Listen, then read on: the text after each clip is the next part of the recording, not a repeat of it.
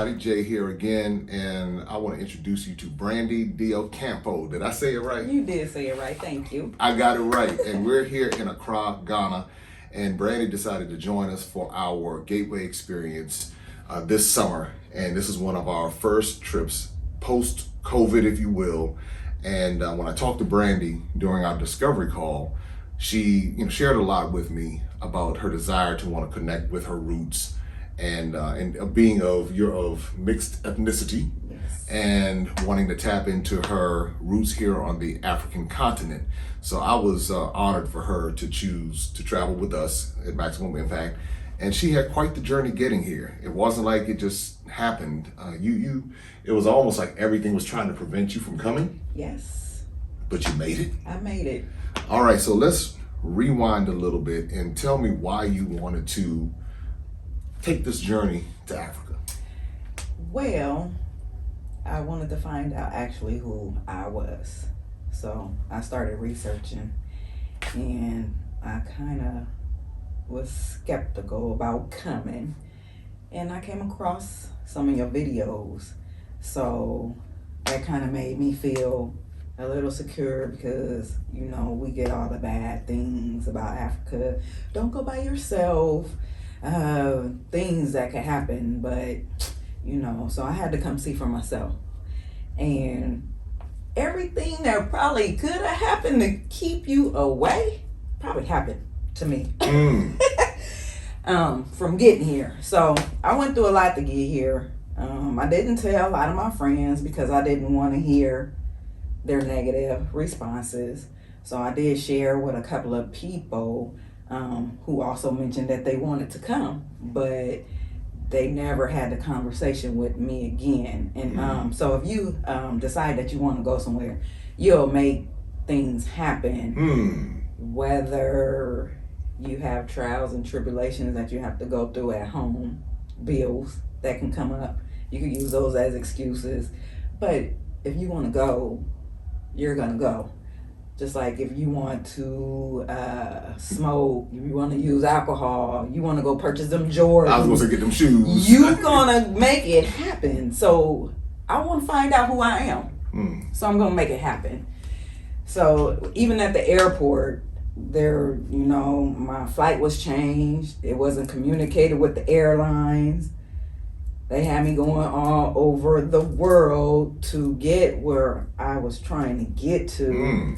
I missed my flight, waiting for results for a COVID test, which I had to take 2.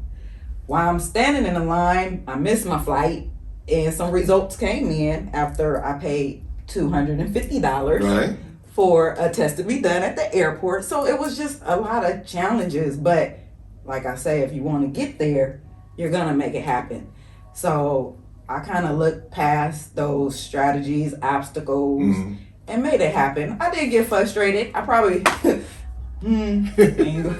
Probably used a few words. Yes. Yeah, I felt the messages. I felt when you were sending the messages, and I could tell you were getting discouraged. Yes. And I was like, don't get discouraged. Just push through it. It's going to be all right. Because I knew what was on the other side. And I knew that if you got here, then it would be an experience you would always, and I didn't know how to articulate that other than just go with the flow. It's going to be all right. Go with the flow. And you did. And that's the thing that I remembered. And I wanted to make a point that when you landed, I wanted to make sure that I greeted you. To make sure that when you got off that plane, I was like, no, because I wanted you to know that if you're coming on a tour that I'm hosting, I'm going to do all I can. Because sometimes, we'll have our team come and greet. But I said, after everything you went through, I was like, wait a minute. She needs to have a familiar face. Because actually you came in pretty much 2 days after the tour started. Right. And this was because the airline changed her ticket, changed the flight, didn't say anything. Was that Delta? Or? United. United did that to me too. Through Priceline. It was actually Priceline mistake because they didn't communicate with United. What United had done. Right, to change the booking tickets or whatever. So Priceline, you need to work that out because Priceline did that to me when I was going to South Africa. And so I learned how to get around it. So I still use them, but I double check and triple check. But once you got here, because we were already technically 2 days into the tour. So you came on day 3. Yes. But one of the things I wanted to make sure you knew was that you weren't going to miss out on the tour. So she came at chapter 3. This is the joke. She came at chapter 3. I said, but I'm going to make sure you get chapter 2 and chapter 1 Yes. because it's so important. I knew everything you went through to get here, the financial sacrifice that you made, and then also the energy. Yes. All right. So tell me, what was it like being in the group once you got here? Because you got off of all of those flights. Then the next morning, you got on the flight to go to Kumasi. So, but what was it like being with the group? Being with the group, I just had to kind of feel out everyone because I had to jump into it. I didn't get the chance to greet everyone or for me to even introduce myself. So they probably didn't even know where I was coming from as well. But after I was able to figure out and learn the different personalities or whatnot, it was easy for me because I can adapt to a lot of personalities and I'm good with people. I'm a people person, but I avoid the crowd. Ah, okay. So, yeah, but once I got with the group, I felt that it was somewhere that I needed to be. And they were waiting for me. They were really waiting for me. So when he greeted me when I got to the airport, I had a moment of relief. I just wanted to cry. I just wanted to cry because I made it. And, it was a good experience, but there was bad moments as you are trying to travel to get to a place that you really want to be. So, we had to wake up the next morning to go to Kumasi. So I really didn't get a lot of rest. So I had to turn around and go right back to the airport, which I was not trying to do because I was already in the airport, no fresh air for already 2 days, layovers, the weather. I'm telling you, anything that could happen, happened. So yeah, I made it, and Kumasi was a great experience.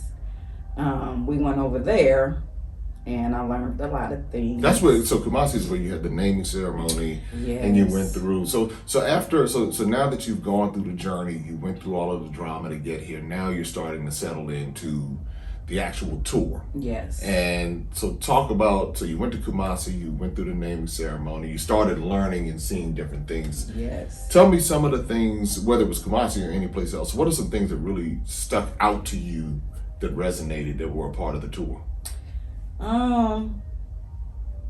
Just how our people are so, how do you say it?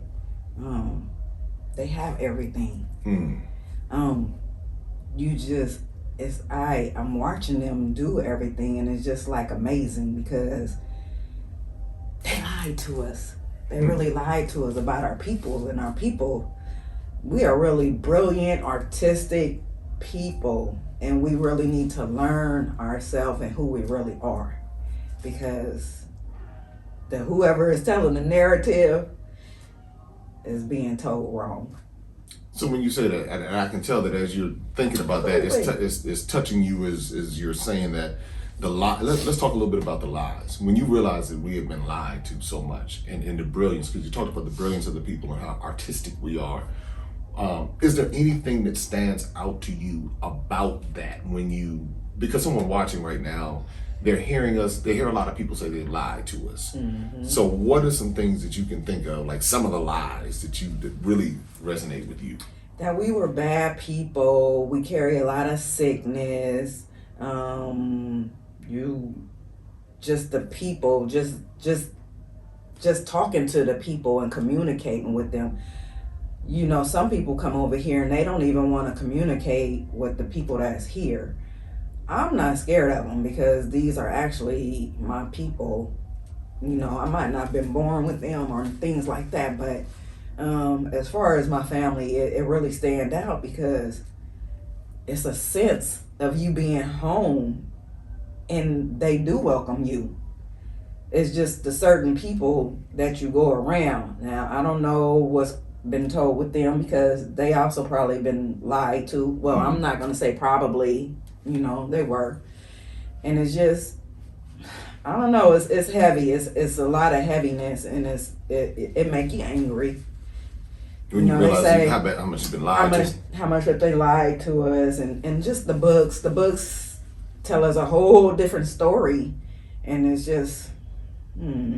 So did you ever feel as though, because the narrative in America is those Africans don't like us over there, those Africans don't want, and it's really, when people say it sounds so ignorant, because it's like there's so much diversity in Africa, so it's not like Africa's just not one big place of people. It's all these different cultures. But from the love and the reception that you felt, tell me a little bit about some of that. Just by even the drivers that we have, they are protecting us from things that's outside that we probably are ignorant to, because we didn't take the time to learn and we wasn't taught their way. So, we have to get here and understand how our people work, because over there in America, we hear a lot of stories, and to me, it's kind of the same thing going on. You just have to know how to maneuver and how to pick your poison, and you have to hit the ground. Like you say, if your feet don't touch the ground, and you learn things as you travel, not just coming out here for the vacation, because we have to come out here for the education as well. So we're learning. Vacation is fine and dandy, but there's just a lot to learn. And the time that I've been here, I really don't want to leave. Oh, wow. I really don't want to leave. There's a lot for me to learn. Like, I just want to go back to that museum so I can read those books. Oh, that's W.E.B. Du Bois. That was some place where you really had a moment at W.E.B. Du Bois, because this was chapter 2. So this was day 2. She missed day 2 initially when the group went. But again, because her trip was delayed, I said we would extend the tour for her to make sure that she got what she needed, because I didn't want her to spend all of that money and come here and be shortchanged. And I would have never thought, and James said the same thing about W.E.B. Du Bois, and had the same reaction when he went into the museum, because it's all of this stuff they don't teach us, and then they lie, then we believe the lie, and then we teach the lie. So it's almost like the generation. It's like somebody else taught them, and then they look at us like we're crazy, because we're saying, look, the mess that they're teaching us is not right, but yet we run to London, we run to Paris, we run to Europe, and we embrace all of that, the Queen of England, and all this other kind of foolishness. And we do this, and we diss ourselves and our history. And you are actually part Filipino, right? Yes. So your father is Filipino. Filipino and half Native American. So you got it all going on. You got Africa, you got the Philippines. It's very emotional. Yes. Yeah. So you probably need to take a trip a few places, but you're in this discovery phase. And so tell me what happened at W.E.B. Du Bois. This was after all the drama, after everything. Tell me what happened there that really touched you. Well, how he wrote and the books wasn't published, and they're keeping them at a museum, and I'm not for sure actually who the museum is owned by, but our people need to get there, and we need time to spend in the museum, because they let you read the books there, but obviously if you go on vacation, you will not have time to read those books. So I learned that I need to come back to go to the museum because I want to spend time in there, and that's what's wrong with us. We don't read, but they have the books there that wasn't even published. So that's also an issue, because they're holding back our knowledge from it even getting out to our people. Yeah. So that's a lot of hurt right there, and it's really heavy. It's really heavy. I remember when you went in, you said you didn't expect that to hit you the way that it did. No. And just looking at the ceiling and things like that. And we are taught things as a kid, even with the spider web, or the spider. I was told not to even kill the spider, not knowing that is representing something of us. We as people, we need to keep moving around and have your webs, which is the knowledge. You have the footsteps, set the knowledge, as you move around. And I actually see that in you. Really? What you're doing. Interesting. Yeah. So coming across you, even with your name of your business, it's a maximum impact for me, and that's the name of your business. So the name of your business has set a maximum impact on my life.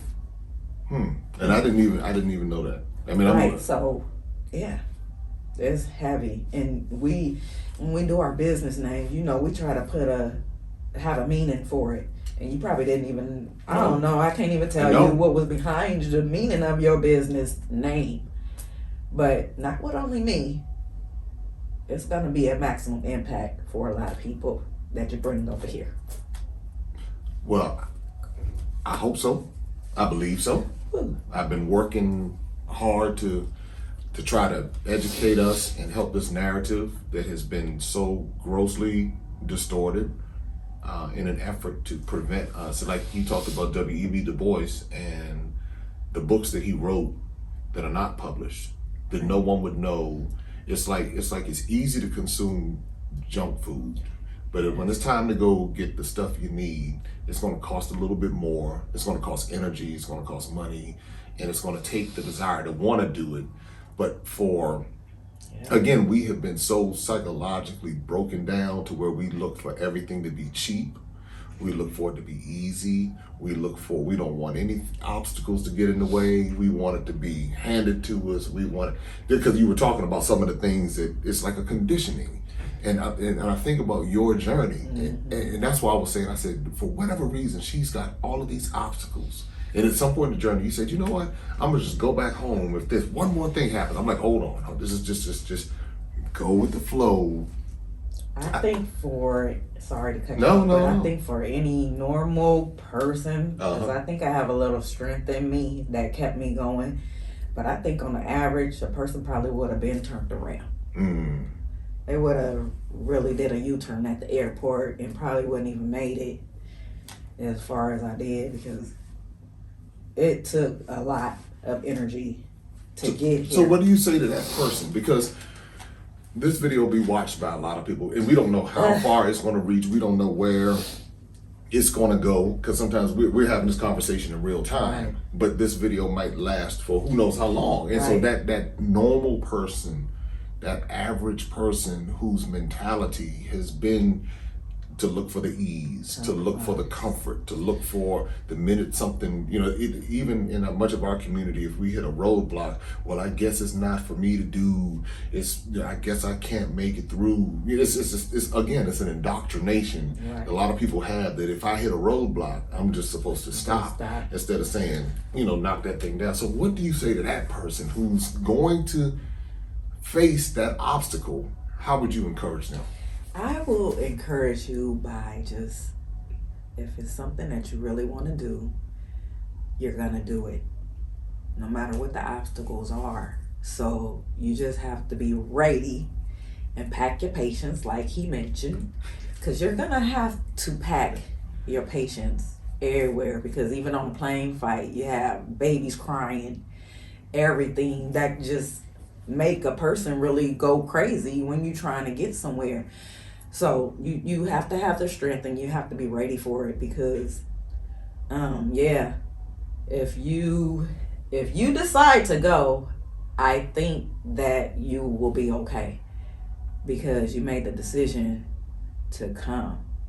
But if you are that person who is like, I'm gonna wait for my friends, or I'm gonna wait till next year, I'm gonna wait for the weather, or you might wait for a new outfit to come out. But if you really want to go, you will make it happen, no matter what the obstacles are.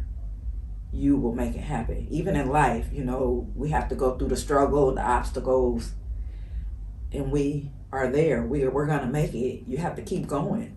You know, that's what they want us to do. They want us to stop. And they want to stop us. But you have to be strong. You have to push the bushes to the side and don't beat around them. You have to get to them. So anybody wanting to go, you need to go.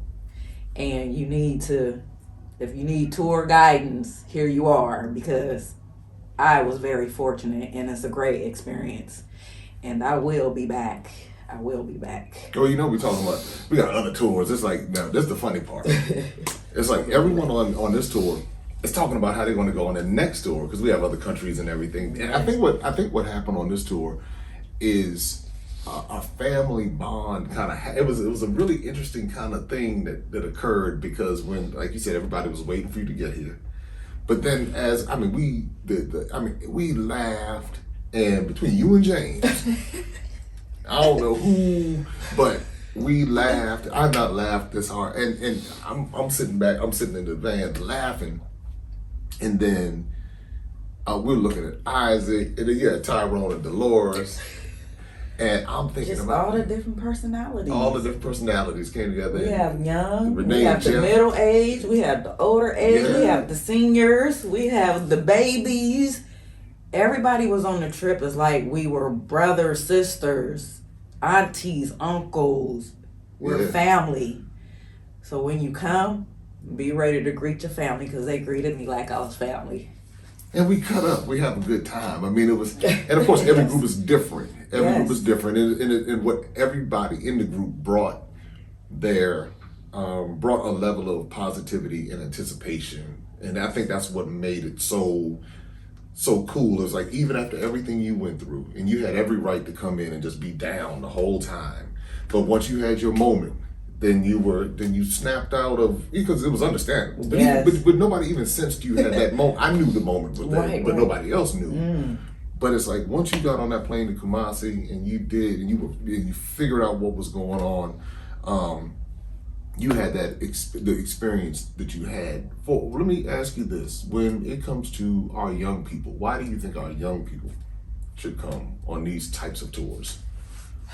I think the younger people should come because they don't have anyone teaching them. Like, people are my age, we are trying to learn, so we can't even teach them.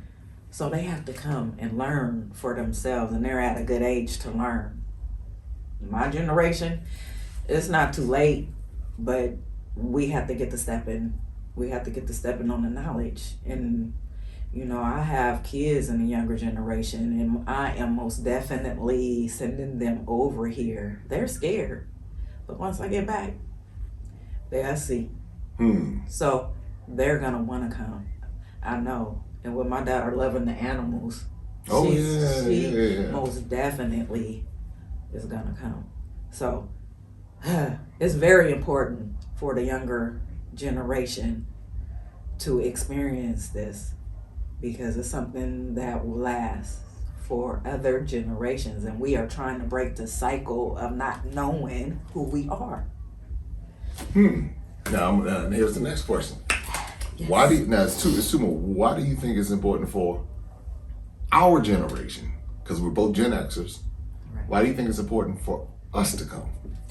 It's important for us to come because we have to teach the generation underneath the generation that needs to be here as well.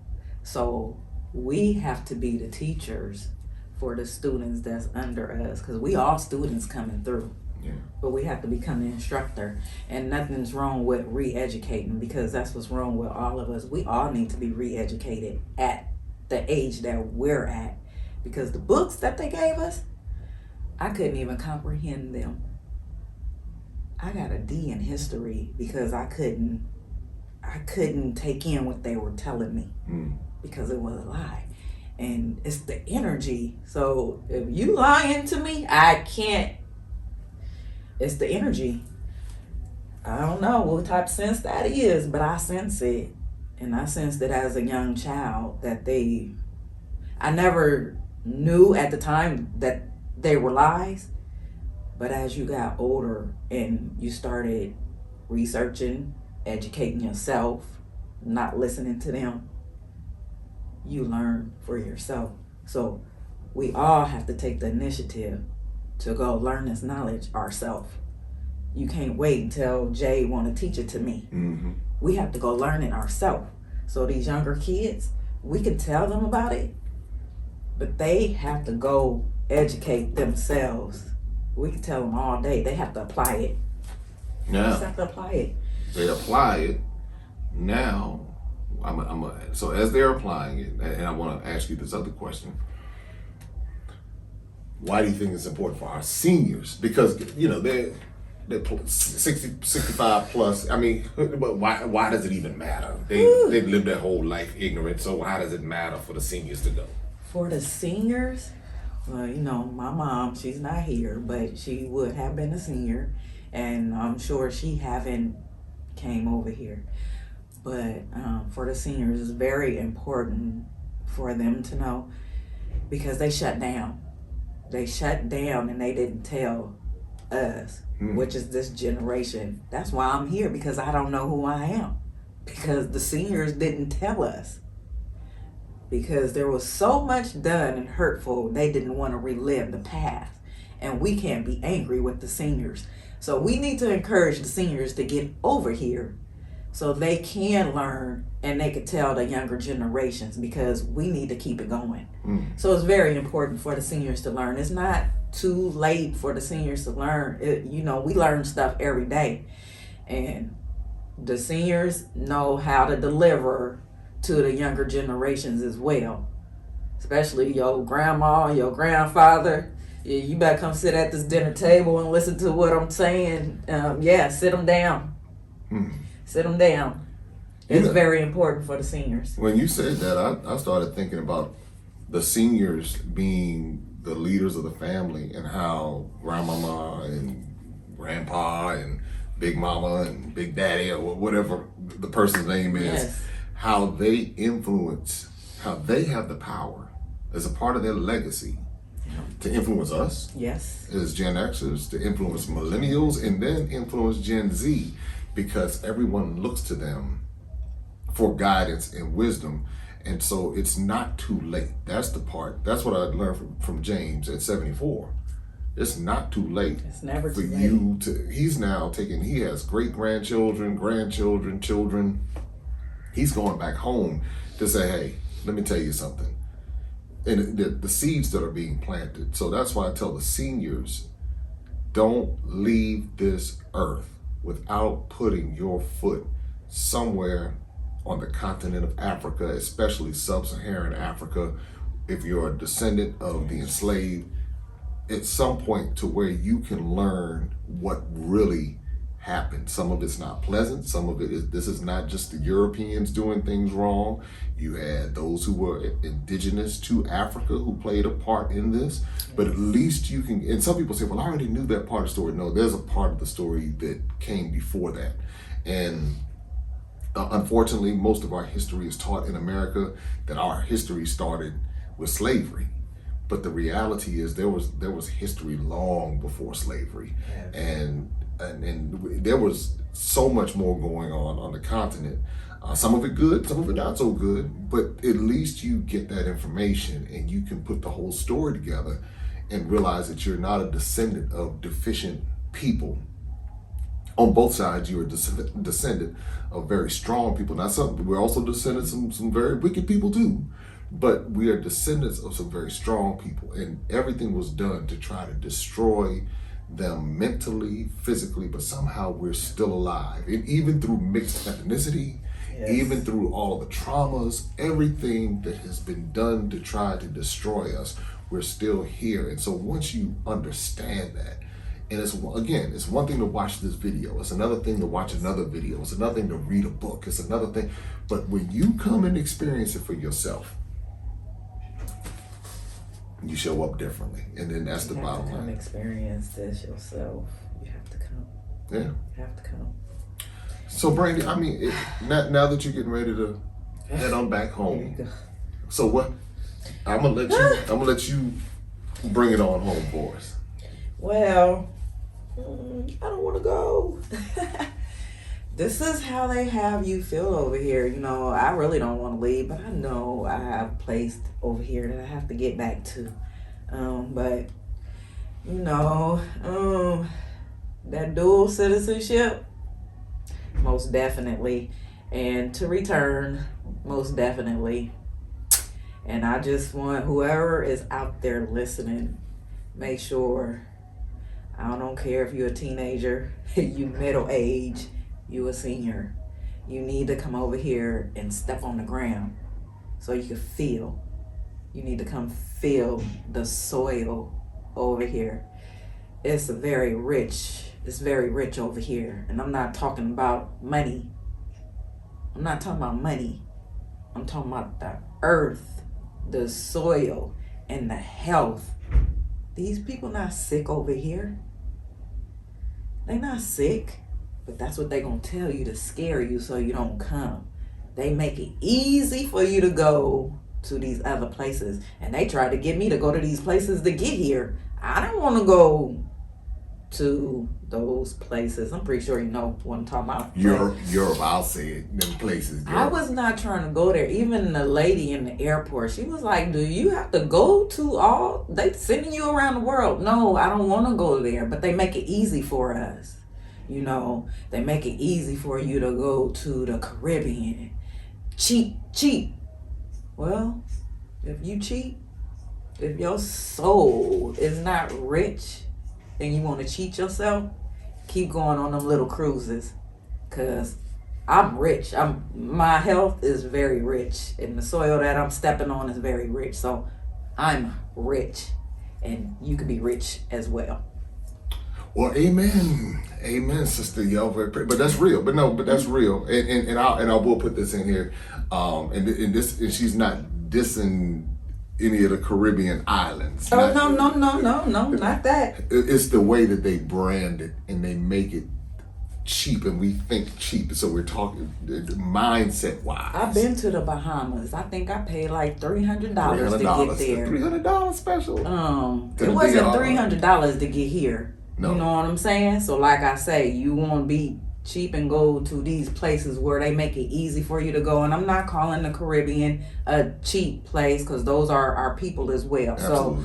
So no, not like that. But those people over there, they know what they're doing. And I'll give you the context of it, because the way they brand the cheap trips, that money is really not going to the people. That's going to the people who own those places. 9 times out of 10, Chinese, European, Arab. And every now and then you might get someone from the Bahamas that might own a resort, or someone in the DR that might own a resort. But 9 times out of 10, they carve out their little land like the cruise lines do in Haiti. Everything that Haiti has gone through, they'll go to Labadee and carve out their little resort. Make you think that you've been somewhere.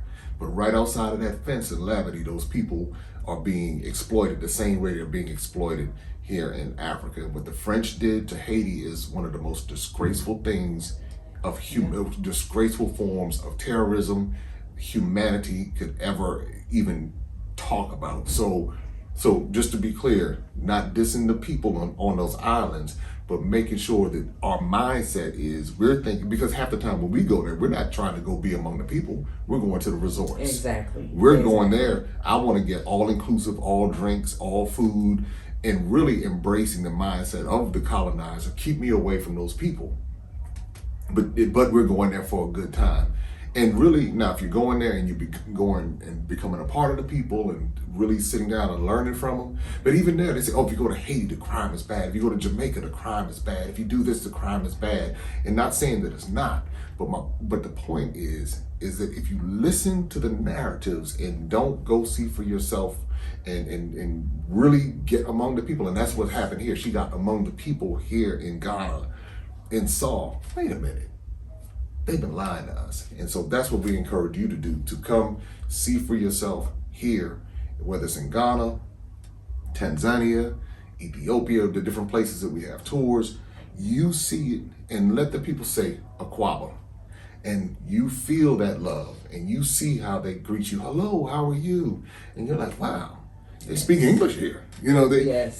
So we go to, I mean, even when we go to Cote d'Ivoire, they speak French there, but we primarily focus on English-speaking countries as introduction, so you don't have any language barriers, so you don't go through all of that. But you really hear what she said. If you're thinking cheap, then you'll always gravitate towards the cheap, and you won't expand yourself mentally or financially to be able to say, all right, Yes. let me get outside of my comfort zone. There it is. That's it. Get outside of the comfort zone. And if you travel with us, I'm going to make sure that we do everything in our power, that you have a safe experience, that you have a fun experience. And I think everybody, I think We endured all that. We laughed so hard. Everyone. The laughs that make you cry, that make your stomach hurt. Those type of laughs. You don't get that when you on a vacation in Africa. And we are just, man, Y'all got all a that. fun group of people. They are my family now, and we are going to have a part 2. So we are most definitely going to return. We are. Yeah. Well, Yes. well, I thank you for sharing your story. Thank I know you. a lot of people are going to be touched by this. A lot of people are going to join us here in Africa as a result of your journey. So no, it was not in vain. And then stay tuned for part 2, and we're going to figure out where Brandy's going to join us next. But what we Yes. want to do is make sure that you join us. You can also make sure that you like, subscribe, follow, all of that right there below. And if you're watching on Facebook, you can definitely like and share. If you're watching on Facebook, hop over to YouTube, like and subscribe. If you can follow us on IG, and all the information is right below. But again, Brandy, I want to thank you for joining us on this tour, and look forward to part 2. Now we're going to make sure you get home safely, because I said until all the birdies land home safely, that's when my job is done, when the birdies landed home. So hopefully you'll be one of the birdies one day. Yes. All right, everybody, talk to you soon, and we'll be back right here for Maximum Impact. Thank you. Maximum impact.